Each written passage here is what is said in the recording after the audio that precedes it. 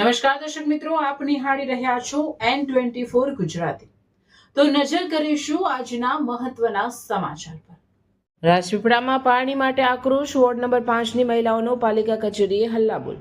નર્મદા જિલ્લાના રાજપીપળા નગરપાલિકા વિસ્તારમાં પાણીની ગંભીર સમસ્યાને લઈને સ્થાનિકોમાં ભારે રોષ જોવા મળી રહ્યો છે। ખાસ કરીને વોર્ડ નંબર 5માં અનિયમિત અને અપૂરતા પાણી પુરવઠાથી કંટાળીને મહિલાઓએ આજે પાલિકા કચેરીએ પહોંચી વિરોધ પ્રદર્શન કર્યું હતું।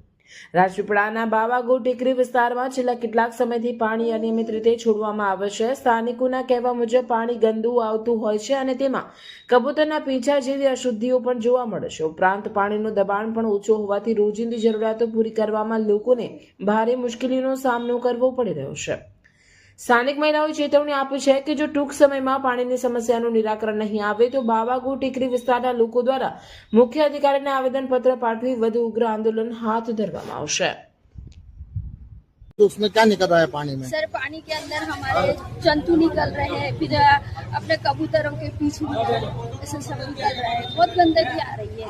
अच्छा, वो खराब पानी पीने से आपके शरीर की और हेल्थ की क्या नुकसानी होती है उसमें? सर, बीमार हो रहे, वॉमिट हो रही है। और अगर ये समस्या का निराकरण नहीं हुआ तो आगे आपका आगे हम और ज्यादा कार्रवाई करेंगे। वो क्या आपका नाम? कलेक्टर ऑफिस जाएंगे। आपका नाम? हमारा नाम शेख सलमान। જો સાહેબ આજથી કેટલા વર્ષો પહેલા જ્યારે કોઈ સુવિધા નથી એટલી બધી, તો પહેલા માળ પર પાણી એમને એમ ચડતું હતું અને આજે આટલી બધી ટેકનોલોજી વધી ગઈ છે તો એવા સંજોગોમાં ત્રીજા માળે ચડવું જોઈતું હતું। એની જગ્યાએ ગ્રાઉન્ડ ફ્લોર પર પાણી આવતું બંધ થઈ ગયેલું, બરાબર।